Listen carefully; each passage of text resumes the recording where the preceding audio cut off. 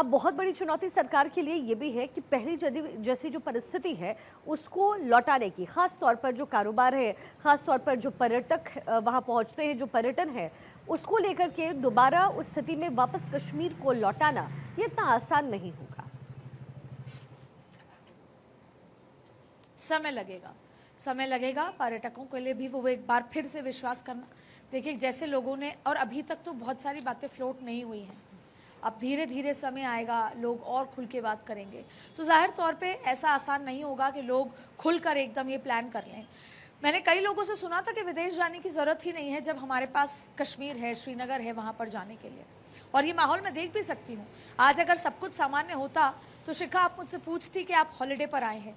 पीछे मैं झेलम नदी पर खड़ी हूँ, बारिश हो रही है, मौसम सुहाना है, पूरी ग्रीनरी है और बेहद खूबसूरत मौसम है, लेकिन एक सन्नाटा आपको यहाँ पर नजर आएगा, एक डर नजर आएगा।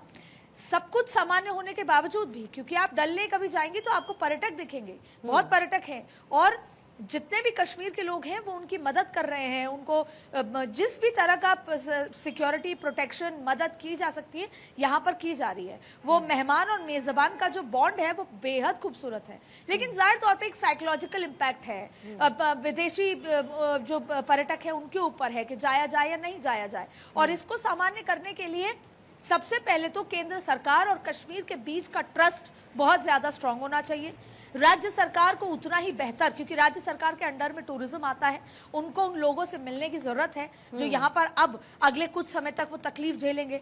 मुझे एक व्यक्ति ने बताया कि मेरी नाव 3.5 लाख की थी, 2 लाख मुझे लोन देना है, मेरे बच्चे का 8,000 रुपए हर महीने का पढ़ाई का होता है, और वो चाहता है कि वो सरकार से बात करे कोई मदद के लिए। तो ऐसे बहुत सारे बॉन्ड है, लेकिन उससे पहले सबसे पहले सभी की एक इच्छा है कि जिन लोगों ने मारा है उनका हिसाब चुकता किया जाए, और बड़ी बड़ी विडंबना की बात है अदिति, ये विडंबना देखिए कि पाकिस्तान एक तो नापाक हरकत करता है और एक्शन भी लेता है, ये बड़ी जानकारी मिल रही है भारत। और अदिति, अगर शिमला एग्रीमेंट से पीछे हटने की बात पाकिस्तान करता है तो ये निर्णय उस समय भारत सरकार की तरफ से लिया गया था, और उस समय भी बहुत सवाल उठे थे, क्योंकि इसमें नुकसान भारत का नहीं है, इसमें नुकसान पाकिस्तान का है।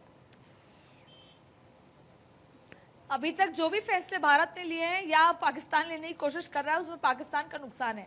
खिसियाई बिल्ली खंबा नोचे। सबसे महत्वपूर्ण बात है कि उन्होंने एयर स्पेस बंद किए, एयरलाइंस बंद किए। जब वीजा ही बंद कर दिए गए, वीजा को ही रोक दिया गया, कोई नागरिक यहाँ से वहां नहीं जाएगा, वहां से यहाँ नहीं आएगा, सार्क के वीजा को रोक दिया गया है, राजनयिकों को वापस 48 घंटे भेजा गया है, तो वो जो एयरलाइंस है, जो भारतीय एयरलाइंस पाकिस्तान चाहती थी, उसके जाने की भी जरूरत नहीं है। तो ये सिर्फ ये कोशिश की जा रही है इंटरनेशनली दिखाने की, पाकिस्तान की आवाम को दिखाने की कि हम भी जवाब दे रहे हैं, हम भी बराबर का जवाब दे रहे हैं। तो जाहिर तौर पे ये शिमला एग्रीमेंट का जिक्र कर लें तमाम चीज़ों में, और अगर जो वाटर ट्रीटी है अगर बात कर लें तो वो भी अगर जिस तरीके से वो एक टाइम टेकिंग प्रोसेस है, पर वो होगा तो पाकिस्तान पानी के लिए तरसेगा। तो ये तमाम ऐसी चीजें हैं, और सबसे बड़ी बात पाकिस्तान अभी सिर्फ एलओसी का जिक्र होता है। एलओसी जब पाकिस्तान ने भारत के एरिया को अधिकृत किया है, जब कब्जाया है, तो एलओसी का तो सवाल ही नहीं उठता। तो अगर ये शिमला एग्रीमेंट से वो पीछे हटते भी हैं तो भी ये बड़ी कार्रवाई भारत की तरफ से होगी, ये तो तय ही है। बिल्कुल, क्योंकि अब पाकिस्तान को ये लग रहा है कि अब इसमें इंटरनेशनल फोर्सेस को बीच में लाया जाए और ऐसा कोई भी एक्शन हमारी तरफ से नहीं हो कि हमारे ऊपर ना हो, क्योंकि अब पाकिस्तान ये समझ गया है कि इसकी मुंह तोड़। देखिए बायलैटरल लिहाज से, डिप्लोमेटिक लिहाज से तो जवाब स्ट्राइक कर ही रही है, और अब तो आतंकवाद पे स्ट्राइक करनी है।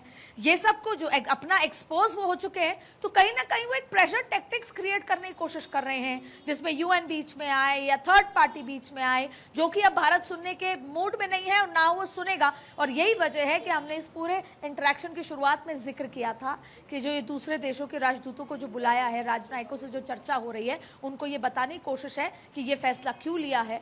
और इस फैसले में वैसे भी इस घड़ी में पूरे जो बाकी के दूसरे देश हैं वो भारत के साथ खड़े नजर आ रहे हैं।